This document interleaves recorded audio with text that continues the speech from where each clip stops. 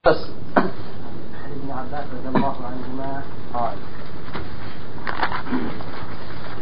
إن وفد عبد القيس لما أتوا النبي صلى الله عليه وسلم قال من القوم أو من الوفد قالوا ربيعة قال مرحبا بالقوم أو بالوفد غير خزايا ولا ندامة قال seketika dengan delegasi daripada Abdul Qais yang sekarang ini delegasi daripada Abdul Qais dengan daerah dan tempat kediaman mereka itu disebut dengan Juwaza atau disebut dengan Al-Bahrain. Jadi Wafdu Abdul Qais disebut dengan Wafdul Bahrain. Kita mengenal dengan Bahrain yang dengan ibu negaranya disebut dengan Manama. Qala ketika dengan mereka datang jumpai Rasulullah sallallahu alaihi wasallam, kita bertanya, manil qaum au manil wafdu, delegasi dari mana? Kami adalah Rabi'ah dengan Mudar, dua perkampungan Arab yang paling padat dengan jumlah penduduknya. Nabi kita mengatakan akan ada di antara daripada umatku yang akan memberikan syafaat sebanyak penduduk Rabi'ah dan Mudar, sebanyak penduduk Al-Bahrain. Nabi kita menyambut kedatangan kaum dengan marhaban, welcome, kadang-kadang ditulis ahlan wa sahlan di situ, selamat datang, terpampang di sana, hello. Tapi ada satu benda baru, entah saya sudah sampaikan atau tidak. Kalau kita tidak terlalu ingat, tidak terlalu kuat ingatan kita, yang kalau pada waktu kita akan kawin nanti, jangan ditulis ahlan wa sahlan, selamat datang pengantin baru, mudah-mudahan tutung pandang, mudah-mudahan luhur rahayu, tah dengan kata yang seumpamanya. Lebih elok di kelambu itu ditulis Allahumma jannibna syaitan wa jannib syaitan nabi ma razaqtana.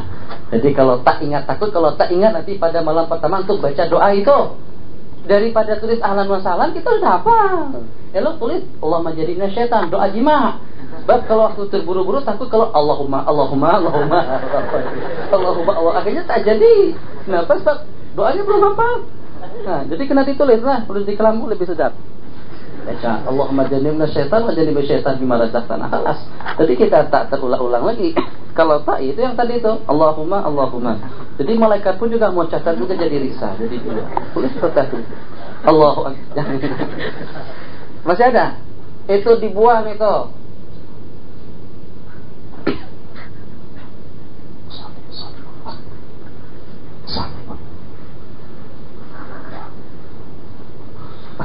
Allah, kesian. Arab mesti dia marah kalau tengok kita macam tu. Itu kita Melayu saja semacam tu. Orang Arab tak ada. Orang Arab takbir sekali Allahu Akbar. Tu saya Jibril macam tu kan pendek saja.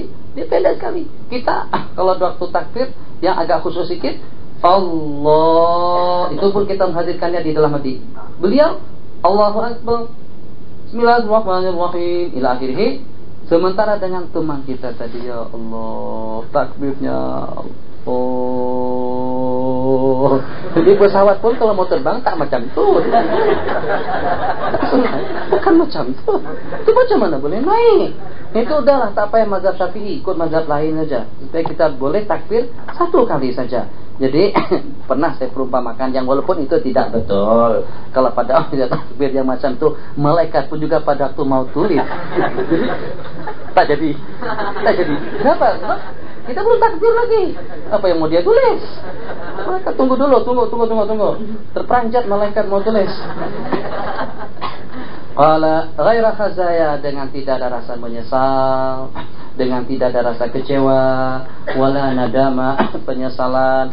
Khazaya, qala khazaya diartikan di situ wahwal mustahi wahwal tahil qila al-muftadih.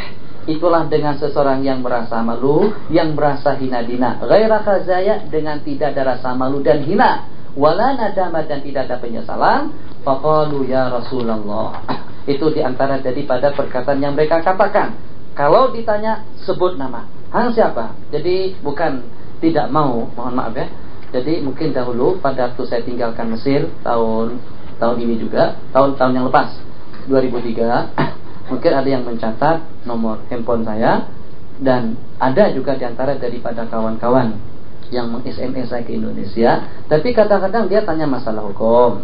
Saya bukan tak mau jawab, saya senantiasa jawab, dan semuanya yang tak memperkenalkan diri pun juga saya jawab. Tapi eloklah kalau saya yang bertanya tadi itu, Setelah selesai pertanyaan disebutkan di situ, dikirim terus nama si penanya. Elok dengan kita kenal siapa yang bertanya dengan kita. Kadang-kadang kita juga jadi bimbang, ini yang bertanya di siapa? Apakah kira-kira patut dan layak untuk kita secara lebih terbuka dengan jawabannya? Kadang-kadang kita tak tahu. Mungkin saja dengan kita, pada waktu kita menjawab secara lebih terbuka, justru orang yang berkepentingan tadi itu bertujuan jahat dengan kita, dengan jawaban kita. Tapi kalau pada waktu dengan saudara kita tadi itu, atau dengan saudari kita, pada waktu SMS kita menanyakan satu masalah hukum, dia langsung, saya fulan. Tak ada salahnya, tak ada masalah. Kita memperkenalkan nama. Nabi kita bersabda, manil qaum? Qala Rabi'atu. Langsung nama disebutkan. Siapa? Aidil. Siapa? Mahmud. Siapa? Muhammad Nurdin. Oke, hello. Siapa? Hamba Allah. Saya juga hamba Allah. Hamba Allah. Senang saja dia sebut hamba Allah.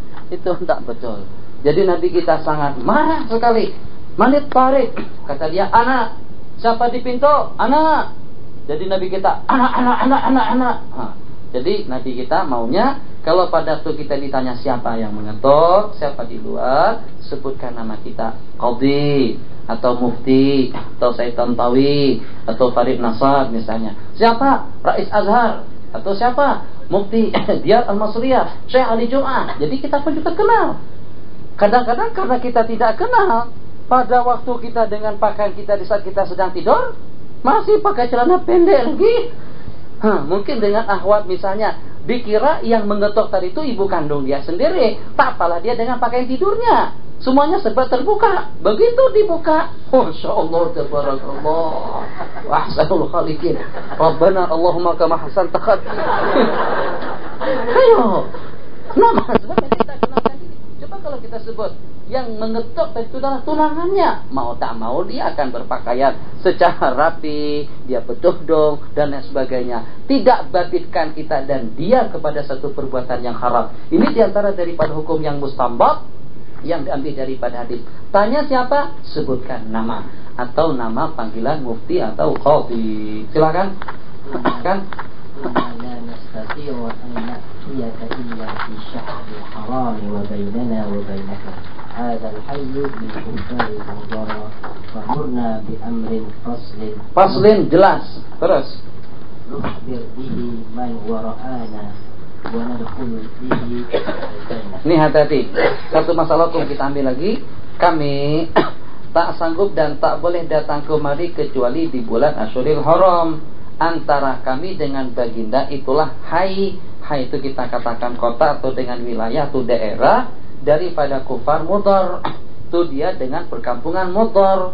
Maka perintahkanlah kepada kami dengan suatu ketentuan hukum yang jelas untuk kami sampaikan kepada masyarakat kami, dan kami akan mendapatkan tempat di dalam surga. Jadi di sini coba tengok dengan redaksinya. Sampaikan ketentuan hukum Allah kepada kami untuk kami sampaikan, yang sehingga kami akan masuk surga. Artinya beribadah karena surga itu tidak bercanggah dan tidak bertentangan dengan ikhlas. Jadi ada dengan sebagian katanya kita tak boleh beribadah karena surga, tak boleh kita beribadah karena takut dengan siksa api neraka, beribadah hanya semata-mata karena cinta, beribadah hanya semata-mata karena lezat, karena kita memang patut dan layak untuk mengabdikan diri kepada Allah. Tidak. Orang yang beribadah karena takut dengan neraka, karena mengharapkan surga pun termasuk orang yang ikhlas di sisi Allah. Mana dalilnya? Wa nadkhulu fihil jannah. Qala was'aluhu anil ashribati. Mereka tanya tentang beberapa minuman.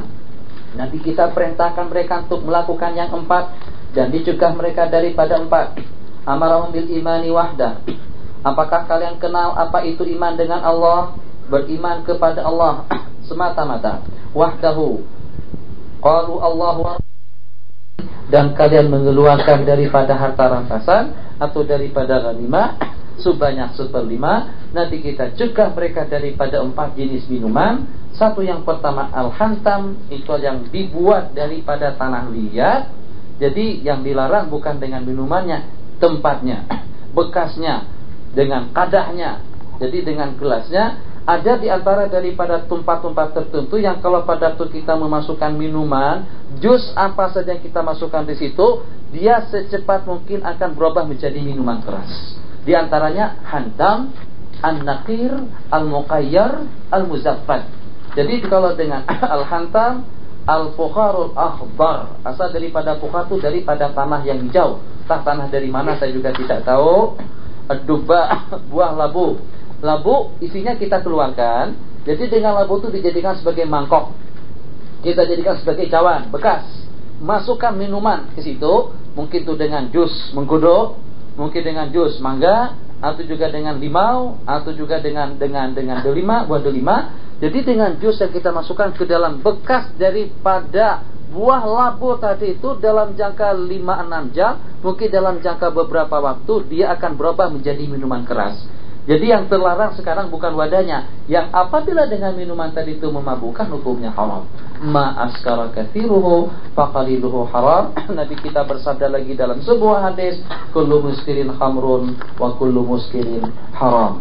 Qala wa rubbama qala al-muzaffat al-muqayyar an-naqir. Ini batang kayu, pokok kayu. Jadi pokok kayu yang segar, terus kita tebuk ya bahasa sini, tebuk. Terus kita lobangi. Jadi dalam tebukan tadi itu, lubang yang kita buat di pokok kayu, kita simpan minuman ke dalamnya. Itu disebut dengan naqir. Al-muzaffat itu yang dibuat daripada apa saja, tapi ada tar yang disebutkan di bawah. Al-muzaffat ay matli bisif, zip tar kalau dengan bahasa kita, aspal kalau dengan bahasa Indonesia. Jadi itu juga cepat merubah minuman yang diletakkan di situ. Qala ihfazuhunna wa akhbiru bihinna man wara'akum. Sampaikan dan diingat perkara-perkara yang diperintah dan juga dengan perkara-perkara yang dilarang.